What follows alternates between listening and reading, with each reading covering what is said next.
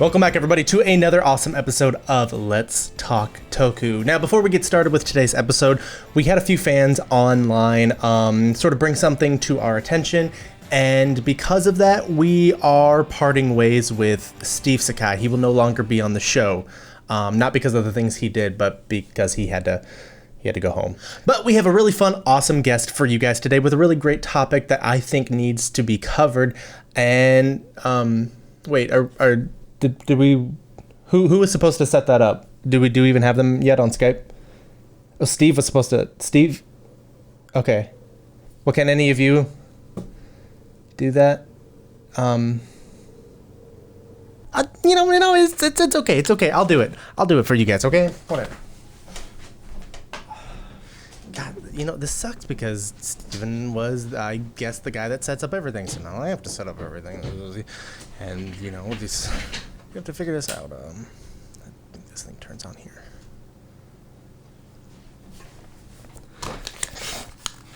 I think that looks good. If not, whatever. We're gonna have to just go with it.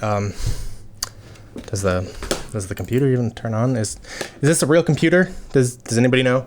We are joined today with Nicole Amber of the TokuSHOUTsu Network. Hi! Nicole, for everyone watching at home that may not be familiar with TokuNet, can you shed a little bit of light on that for us? Sure. So the TokuSHOUTsu Network, TokuSHOUTsuNetwork.com, we are a tokusatsu news and content website. We all on the team, which we have about 20 plus members now, we all love tokusatsu. We're covering the latest news coming out of Kamen Rider, Super Sentai, Ultraman, Godzilla, Garo, you name it. We're covering it. We also have exclusive interviews with different actors, different industry people. It's an exciting time to be a tokusatsu fan, and we at the TokuSHOUTsu Network are so happy to provide lots of fun content for the community. So basically, if you guys are enjoying the channel, enjoying the show, this is a site you got to check out. They got even toys, like when new things get dropped. That's my favorite part of the channel. It's just everything that comes in through that. So today we had an interesting subject. We've gone over some kind of goofy ones, some kind of general ones, but I put this one on our board that we were sort of working up and kind of debating on which, of the topics would be best fits for the show. And this is one that I really sort of pushed for because I feel that it's super, super important in our community, especially nowadays. And that is women in tokusatsu. Yeah, that's a topic that's not really talked about too much, is how influential women behind the scenes of tokusatsu and on screen have been. It's, we all know that tokusatsu is most of the time targeted towards boys, young men, etc. But man, it's there's a lot of amazing women in tokusatsu, so this is such a great topic to discuss. If you had to pick just one character from the shows, Kamen Rider, Sentai, even Power Rangers, who do you think would be your favorite? That's like picking my children. How can I even? The one that comes to mind for me as a big Kamen Rider fan in particular, I really like Yoko Minato from Kamen Rider Gaim. Just because she's, I think everybody agrees she was a fantastic character in Kamen Rider Gaim. Her actress did her own stunts in the suit, did her own stunts outside of the suit, and generally she is just an amazing person. And we did actually interview her at TokuNet, so we can all check that out. But we absolutely adore her. I adore her. She is a role model for any of the women in tokusatsu. I really liked what she did in Gaim. I think that because she was sort of a villain, she was sort of this character that really drove the point for a lot of our heroes. You don't see that very often in Kamen Rider. Yeah, when Kamen Rider first came about, especially in the Showa era, we did have the female villains, but they really were one-dimensional. And that happened in Showa Super Sentai and Ultraman, that was still kind of a common thing within tokusatsu. But as it's gone on, we've come into, now we're in the Reiwa era, but even in the Heisei era, I see that there really has been an evolution of those types of characters. So the women not only are villains, villains with lots of fleshed out personality, but they're also the heroes for these shows for people to look up to. It's an amazing diversity of women in these shows nowadays. I think one of the first one, and I believe you wrote the article for it on TokuNet, was she played the Momo Ranger in the very first season of Super Sentai Go Ranger, for those who are familiar. And I feel like her role was super pivotal, that she came in, she was on this team where a lot of times in these shows up till then, you had your female side hero, like Ultraman always, had like a girl that was kind of in the back. Think of like Star Trek, the original series. But in Sentai, because we had this group of 5, we gave one of those spots to this amazing character that happened to be a girl, happened to do all these things better than the boys on the team in many instances, and I think that was really a good like kind of jump in for where we are today. Yeah, she was a character who really came into the show to be different than all the other characters. And I think she started a great foundation for Sentai in particular, just the way that she was portrayed. She was also portrayed as having like a mixed race. I can't remember exactly what races they made her as, but even just that, just showing that, it's not just a Japanese woman doing these different things, was incredibly progressive for the time as well. So Momo Ranger is a great example of just a step in the right direction in tokusatsu. Yeah, and it's nice because like each season had this sort of character that they did, different things with, and even Sentai till today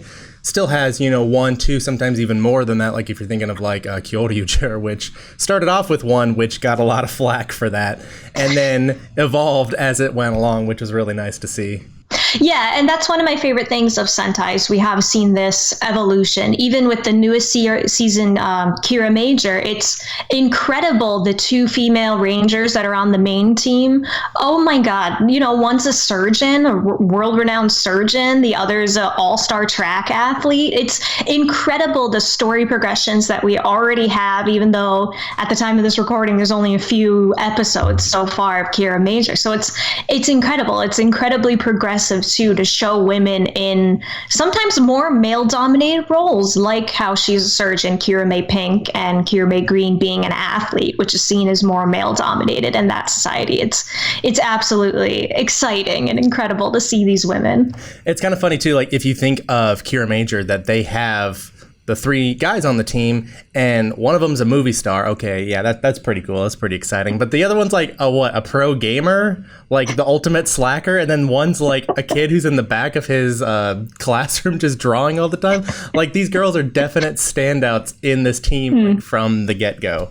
Yeah, they really come across as like super hard workers, like really dedicated to the things that they love.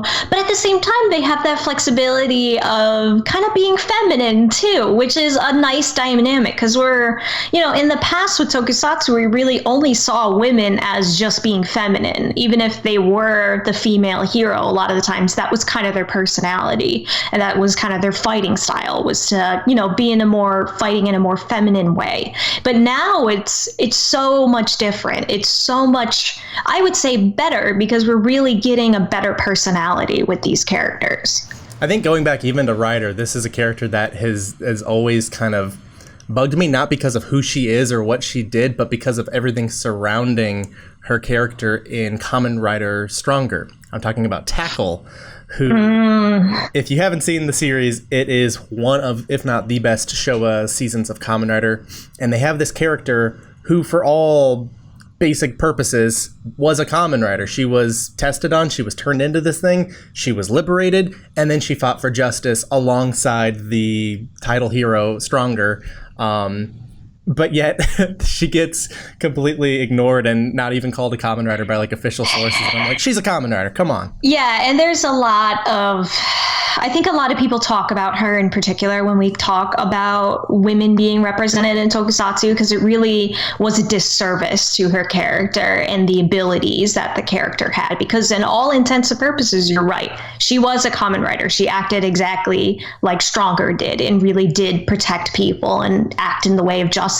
But she really got stripped of that title because she was a woman. I mean, if you have read into, what has happened to her by the end of Stronger, it really is more so that they didn't want her to continue what she was doing because she was a woman, because she maybe not overtly is not strong enough to handle what it means to be a common writer, but definitely those themes are kind of overlaid in that conversation. And do you think that's something that can be chalked up just to Japanese culture, maybe the time that it was taking place? I think so. I mean, Japanese culture, comparatively to the West, I would say leans more in the conservative realm, which, there's absolutely nothing wrong with that. But I think for the time being, yes, I agree. During that time period, it was very reflective of how the society viewed women. Now, nowadays, I don't think that would fly because there really is more progressive movements happening, in particular with women's rights and,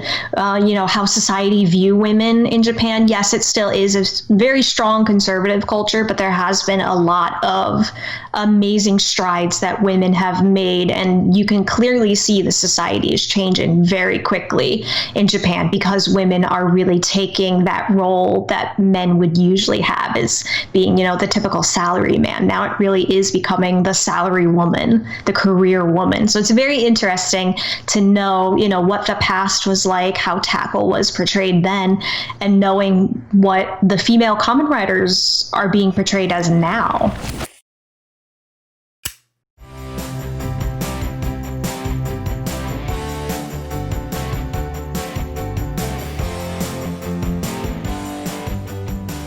It's interesting that characters like Tackle were able to walk back then for characters like Yuya such as Kamen Rider 01 to run, which she's a cheetah, so, that makes sense. That was very good. Yeah, her character in particular, I think, is so fascinating. She, of course, is my favorite character in that show, and she's quickly becoming one of my favorite female writers in that show. The fact that there's a lot of controversy surrounding her character and how things are kind of progressing with her character right now. But at the same time, she is a great example of the progression that we've made with these kinds of characters, because she really is, in a way, a leader, a career woman. She's very dedicated to the type of job that she does. Whether or not that job is the most ethical thing, we'll find out. But at the same time, she is incredibly strong. She's very level-headed. She's got a great personality. It's insane how things have changed, how we've gone from Tackle to Yua right now, how they're so different from each other. I think the only hiccup in sort of the lineage of everything that we've had so far for these characters happened in the season before 01 with Tsukuyomi, who had this amazing buildup that could have really taken it somewhere, and she finally gets to transform, spoilers, sorry, into a common writer, and then immediately gets defeated, and she's on screen for 2 minutes as one of the boys, one of the heroes, and I was really frustrated with that one. Yeah, it's all too common in Kamen Rider for that to happen. Yeah, see what I did there? It's just a shame because the suit is beautiful. I'm sure maybe there were things behind the scenes that just didn't work out and why she may have not shown up. But as a story, it really does reflect kind of poorly on her character, and it makes it difficult for fans to really get into her character when you don't have that payoff. And it happens too often to female characters. I think another thing that kind of happens, and Sentai is a real big offender of this one, is they'll have female characters on the team. They will have them when they get to their story-focused driven episode, because everyone will have an episode. Red has an episode, or like 20. Blue has an episode. Yellow has a focus episode. And then when they get to the Pink Rangers episode, it's always comical. It's always kind of silly or whimsical, or like, let's laugh at her. And I think the one that really kind of put it into my head that they can do something strong, they can write really well for these characters if they know them, was Gokaiger. And one of my favorite episodes of all time was Ayam, who is the 5th hero on this team of swashbuckling pirates, intergalactic pirates, and she's this princess of this planet, this system that was completely wiped out, and she's one of the last surviving members. And just her sort of emotional scope that she goes through when she encounters the person that took all that away from her, and she really goes from this nice, sweet, caring character that brought this team together to, I want to murder him. I want to stop him. I don't know how to control myself. And all of them understand, and they're there for her so that she can take care of that. And like any other show, it would be like, oh, lady, that bad thing happened to you. Let me, the man, take care of that. There you go. You feel better now? But they let her take care of it. They all teamed up with her one at a time. Oh, it's amazing. It's a great episode.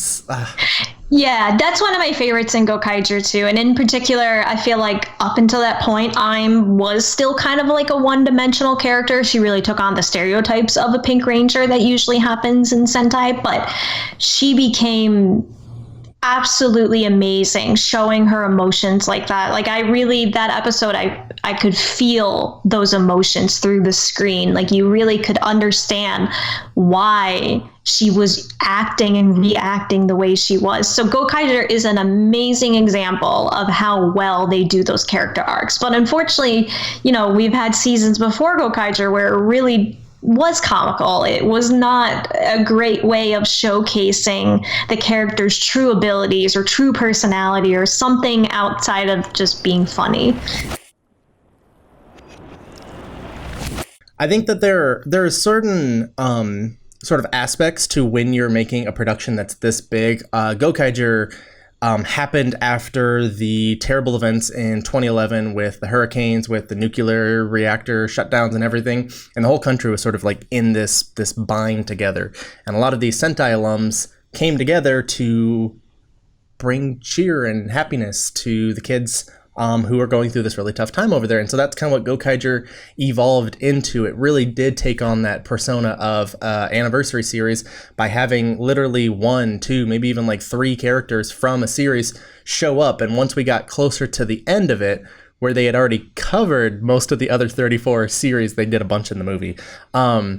They had this sort of filler time, which I love when Sentai gets to filler. A lot of people don't really appreciate filler. They don't really care for it. A lot of like animes, Tokusatsu is kind of, a one that does this too, is, something doesn't really happen. It's just a fun story. But a lot of times I've noticed now with Tokusatsu, Kamen Rider is kind of getting onto the bandwagon too, but Sentai did it first, was we can experiment more with these characters that we haven't written before. And that's where like the I'm episode came from. Like the poster behind me, Ninja, the V Cinema, they introduced a whole new Ranger, the Green Ranger, who was female, and it was like, it was a no risk sort of situation that then helps and reinforces, because that one was really successful to my knowledge. They did a lot of other stuff, like Geki Ranger had the leader.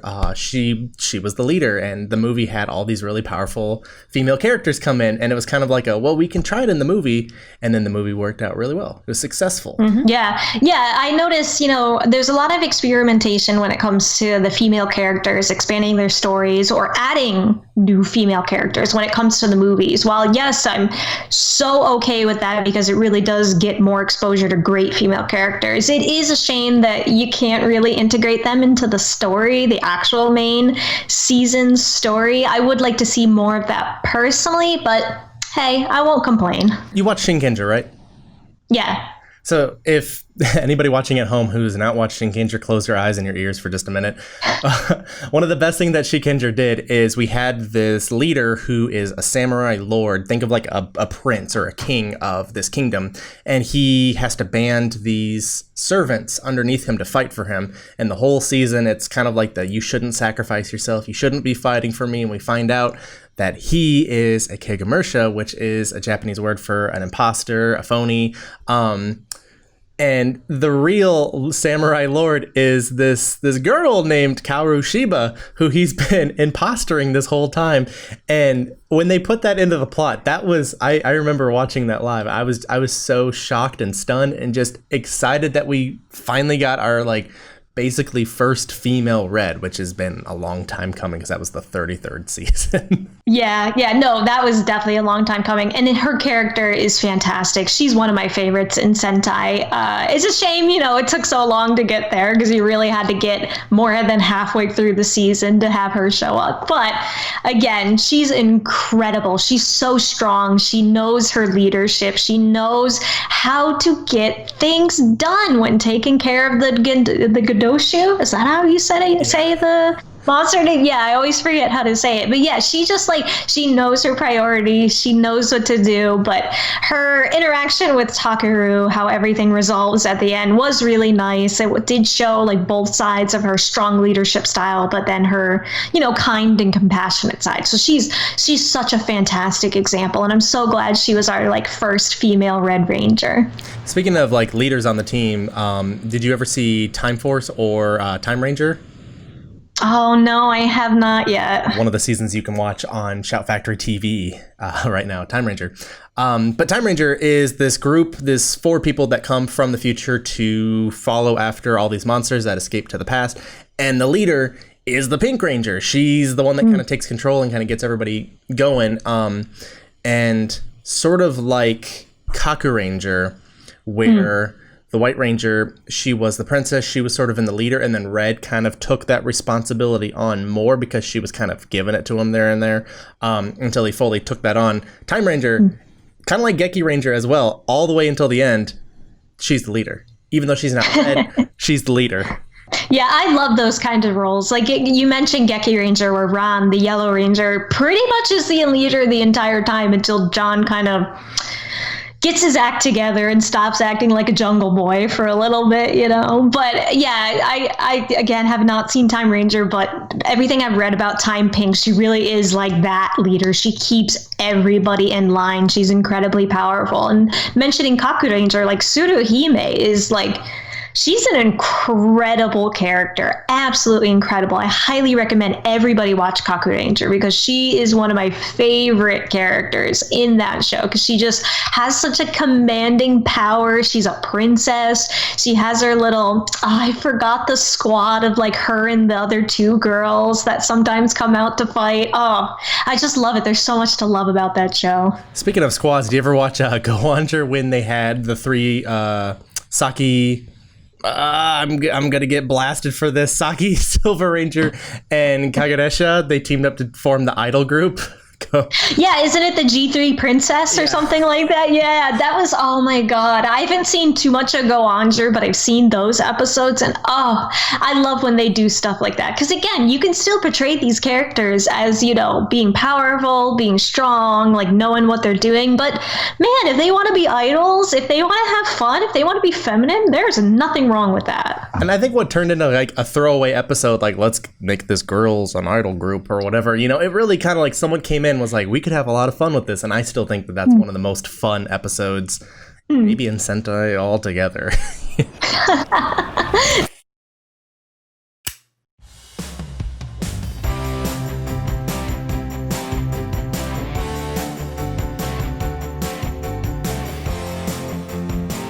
So we already discussed a little bit about how obviously Japan is an entirely different country than, say, the United States, say the UK. There's a lot of empowerment that sort of happened over here that really did give that power that should have been there the whole time to certain characters and female representation that our media needed. Like Power Rangers, for instance, takes the Sentai footage and then turns it into Power Rangers. And the very first season of Zyuranger, they took a female character who was pink in the original show and a male character named Boy, funny enough, who was the Yellow Ranger, and they were like, well, it's a suit, it's just no one will ever really know, because who knew that the internet was going to take off, and they turned it into a female character because they're like, we need more than one on this thing. We want to be inclusive. I don't know how to phrase this right, but it really is a show targeted and meant originally, and I think still to some capacity meant for young boys. But that's been changing, Yeah, and you're absolutely right. The primary audience will always be the young boys. Usually, if it's Sentai, most of the time it's like elementary school range. Sometimes Kamen Rider bleeds into the more middle school, the older sibling per se. But I think these companies, Toei, Tsuburaya, do acknowledge their female fan base, which is nice because, for instance, Premium Bandai, they're always selling cosplay goods for one. They're always selling jewelry. Like, they know who's bringing in that money. But yes, you're right. Comparatively, say, to the West, Japan's culture is, like I said, more conservative, has not, our feminist movement in the United States came earlier than, say, the strides that they have been making in Japan. I'm not, anywhere as knowledgeable in Japan's movements compared to what's over here. But I think there has been amazing progress made so far, and there's still more work to do, of course. I think what's interesting is a lot of times in, like, let's say the late 80s, early 90s, because we were over in Japan missing a lot of that, character development, those certain characters that the female viewers who watch Sentai, who watch Kamen Rider, who watch Ultraman, were missing out on. It led to such creations like Sailor Moon, Pretty Cure, these shows that are targeted at women, at little girls, because they don't have anything to look up to. They get like two characters, maybe an entire year, and so they made these shows, which, funny enough, like, more boys watch it nowadays. But it's interesting that because of that lack of diversity there, that these whole entire properties kind of come out of nowhere. I was going to jump in and say, yeah, you're absolutely right. Because, in the past, Toei has made the Toei Heroine series where it's like Putrine and all of them that really were targeted towards girls. And you mentioned Sailor Moon, the tokusatsu version of it in 2003. That was an incredible way for Toei to target female fans in particular. So it's great that those acknowledgments have been made, but I do think those kinds of things have died down over the years, except for Pretty Cure. Like, that's never going to end. Pretty Cure is lots of fun, and I see that on the same level of popularity as like Kamen Rider, but for girls, essentially. But I do think there's always more work to be done, and the first kind of steps that I see them making are adding better female characters into the currently existing shows, because girls are watching Kamen Rider, girls are watching Super Sentai, they're watching Ultraman, they're watching these shows with usually their entire family. This is a time where they sit down with their family on Sunday mornings to watch them and have fun. Their parents are buying them the belts and the transforming devices. So it's just, there could be more done. And if we're comparing it to how women are portrayed in the West in the media, you can really see the difference. We need to bring that back. Shout Factory, we're gonna bring back the Saturday morning hour block of spandex heroes. Oh, I would be on board for that. With a lot of the newer shows that come out, like, Sentai kind of feels like it's ingrained in sort of what it is, and it makes it a little bit harder to branch out, which they've been doing, a little bit here, a little bit there. Kamen Rider is still very much like, even like 10, 15 years ago, we had like Kamen Rider Fies, where they had a scene, I don't know if you guys are familiar, they had a scene where one of the characters, she went to put on the belt to help and fight, and it didn't work, and they explain, well, it's because you're a girl. And it's like, what is that? That's not an explanation. Just say, like, it's not, like, designed, like, for her DNA or something. Like, what are you doing? Yeah, that always frustrated me, because you're absolutely right. About like 10, 15 years ago, it really was like, oh, you're not strong enough to use this. Oh, you're a girl, you're too weak to use this, or you don't understand the responsibilities that come with it. But I'm like, what about, this chromosome that we have that makes us not be able to do this? Like, we can be Kamen Riders. What are you talking about? It's pulled so far out of like left field that I never understood why they did it. But 10 to 15 years ago, we also had like start of shows like Garo, where they had these very, very strong female characters, the priestesses. There's just so many, like, once you kind of get past that first season where they had, I believe her name was Jabi.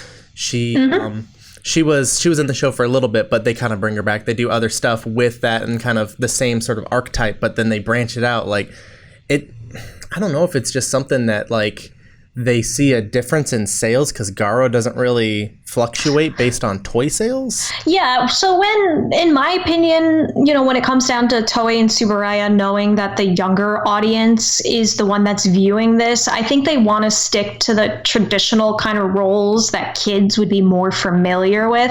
In Japanese society, you really do see sometimes, women will be the mothers, men will be the salary men. I think for kids, they want to keep those roles because it's familiar. It's not like anything that's groundbreaking for kids and will kind of, I don't know if scare them is the right word, but maybe they just don't want the kids to really think too hard. But where Garo is clearly targeted towards adults with the way that it's produced, the way the story progressive, the blood you see, the sometimes nudity you see, it's where they can really push the boundaries because they do have incredible female characters. Jabi is a great example from season 1 where she's incredibly strong. She's so serious in the way that she portrays herself, but at the same time she's got a little femininity to her, she's got a little sexuality to her. It's really great to see that in just one character. And as you go on in the Garo franchise, you come across so many other amazing women that just have so many incredible stories. So I really think that it comes down to the audience of tokusatsu and who's watching it and how those companies decide what kind of messages they want their audience to see. Nicole, I think you're absolutely right. I think you hit it right on the head with that one. It does boil down to the audience, that these are shows designed for young growing children to kind of help mature and develop them with simple 30-minute toy commercial, lessons. Not to say that the work or anything involved with it is anything lesser. It's like, oh, you work on a kid show, but like you get to work on this amazing kid show that kind of develops and helps along the way. Now, the problem that lies with is in Japan, it makes sense. It's easier for them to digest because it's meant for them. But a lot of the fans stateside are definitely not in that demographic that this falls into. And so that kind of, I think, has a negative effect that I want to jump into. That's right. We're going to talk about the community and tokusatsu. We'll be right back. Don't go nowhere. Awesome.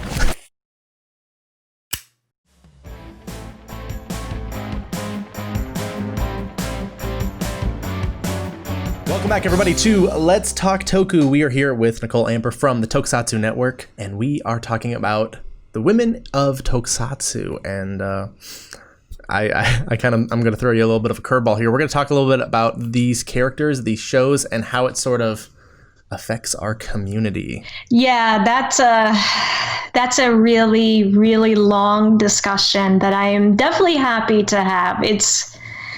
I don't even know where to begin. Well, we were talking about how these shows are aimed at kids, at young children, at young Japanese children to be specific. But over the years, it's grown and it's sort of become a little bit more universal in sort of the lessons and sort of the messages as it's gained worldwide traction. But the idea behind making things simplistic by keeping these roles very, oh, I'm Mr. Salaryman, I'm gonna go to work, see you later, son. And the stay-at-home mom, like even with like Super Mama Hero League that came out a couple years ago, where they got the 3 most influential from Hurricaneger, Maji Ranger, and Deca Ranger, and they're like, we're still heroes, but we're also mothers. Yeah, that one, I did like it just because it did show just like a dimensionality to them, because it really is in media beforehand. It really just was about like, I'm the mom. And that's it. My entire personality is just being a mom. And that's something that I think can negatively affect the Japanese children that are watching it, because they really do.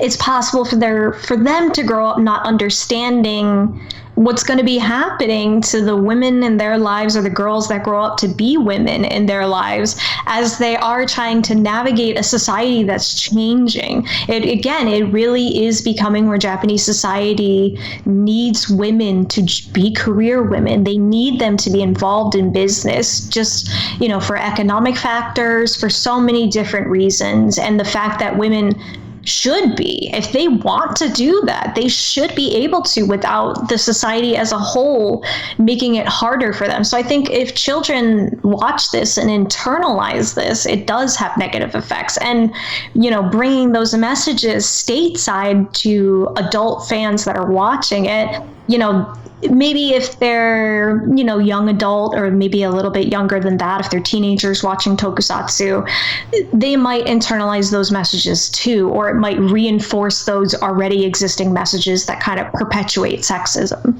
I think, yeah, definitely that was where I was going to kind of steer this into, that with Kamen Rider 01, which at the time of this recording was the season that had just come out and is airing right now, there, Yuya, she was advertised, she was on stage with everybody, and they said, yeah, she's going to be a Kamen Rider, which is amazing. It's like we're finally here, and you go on like Twitter, and I just see all of these people just like making bets of like, oh, when is her character gonna die? Oh, what's her purpose? Is she gonna like just be there to give a power up?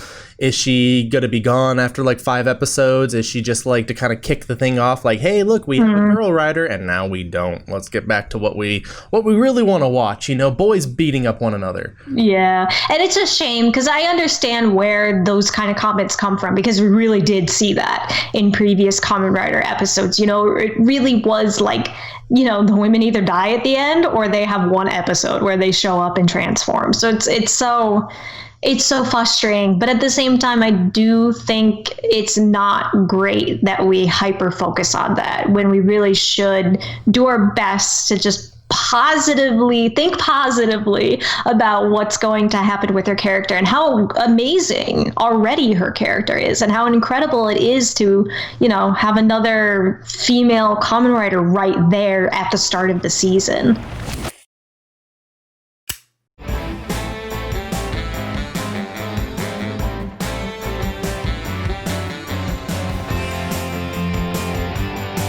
I just don't know. I think maybe when you said that, because a lot of people who are reacting this way online are of a much younger sort of mindset, like if they're in like their early or late teen years, they still don't fully understand, and seeing these shows, and if you guys only watch Tokusatsu, of course this might become a problem with, this is how you see real life is like, but it's not. Yeah.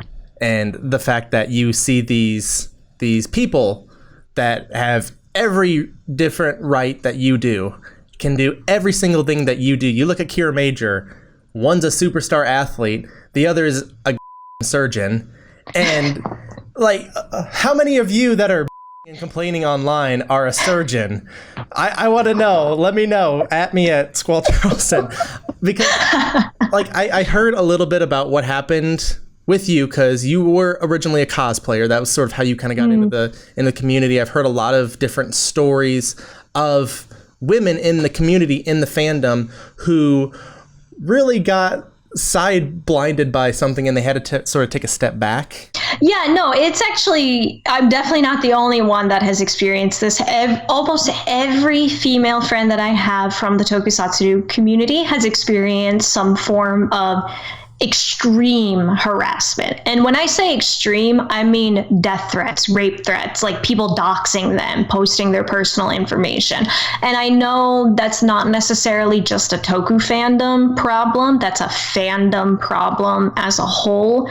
But I think it doesn't help that our community in particular is very much surrounded by a show or shows that are targeted towards men. And we as women can come across to them, irrationally so, as invading their space. And I think that's what's causing all of this kind of toxicity in this fandom. And I have been very much privy to it. I have gotten those death threats. I have gotten doxxed before. it's a shame when it happens. And I want other women to know that have been through this, that you have my utmost support. And I've been there, and I can't believe that all of us have stuck through loving tokusatsu, even through all this. But it's a shame that we have to talk about this being a serious issue when it really should just be, respect women. That's all it really should be, is respect women, respect everybody in the community, no matter what differences they have from you. Everything that kind of comes into it, like you said, it is a show designed for boys, that there is that strong mentality to it that I think even when people see it happening in another fandom, there will be people that can jump in, but a lot of times it sort of becomes a hive mind. A lot of people can jump in, and I've seen that personally, where either differences because this person is a side character, as I've seen people get called, which is very common in Kamen Rider, or because they're simply a girl that likes to cosplay, or they're someone who's doing something successful in the fandom. They don't belong here. Why can't I do that? Why can't, a man step up and do that? And I think that gets reinforced with the show. Yeah, those themes do get reinforced. Just like we said, it really is, those shows are about essentially empowering young boys. And again, there's nothing wrong with that. There's nothing wrong with that at all. But the way it can distill those messages and the way that people can internalize it, it really turns into very sexist ideas of women. And the way they externalize that comes out online in really, really horrible ways in some instances. Just everybody in the community, we aren't trying to invade or hurt or do anything. We're just trying to coexist here. So if you guys can please just, I don't know, take something from this, that you should respect people that are different than you, respect people that are a different gender or opposite, or just anything from you, that we can all still coexist like a show. It doesn't have to be, this girl, this guy is here, when are they going to get kicked off the show, or my life or off my timeline or whatever. Yeah, and I say especially because we're watching shows that are about protecting people, about protecting justice, about, keeping people safe, respecting all types of people. It's a shame that clearly the people who are harassing others or really going in that direction to externalize toxicity are not getting those messages. They're not getting the overall themes of these shows because, if you're just watching the show to see flashy belts, great, but are you not seeing Kamen Rider respecting everybody and protecting everybody? It baffles me sometimes. If you guys can't pick up on those simple messages, try again. Keep watching the episode till you get it. If Japanese kids can get this and pick it up and be like, oh, I shouldn't litter. Oh, I should be nice to my mom and dad. Oh, I should be nice to women. It's common sense. Somebody who doesn't respect women and somebody who doesn't have a girlfriend, and you cross it, and in that middle is you. Anyway. Nicole, what are your hopes with the future of Tokusatsu? What's the biggest dream that you would have for this show, for these characters? What would you want to see? So personally, I would really like to see a female writer being the main character. Of course, I think every woman in the fandom agrees with me on this one. Female main writer, done. And I think in Sentai, I also would like to see female characters being in the other colors. We really, stereotypically, the Black Ranger is always a guy, or the Blue Ranger typically is always a guy. We've seen some variations on that. Of course, I would also like more female Red Rangers that start off the show. And if some of the people online who are so obsessed and in love with these certain actresses, if they were the lead character, you would want to be on her team, wouldn't you? I don't get your logic sometimes, everybody. Anyway, that's all that we have time for today. Nicole, thank you so much for joining us on the show. Thank you for having me. It was such a nice conversation. And we hope that you guys enjoyed this, and tune in for our next episode of Let's Talk Toku. See ya. Do you want to say bye or anything, Oh, sorry, I spaced out, but...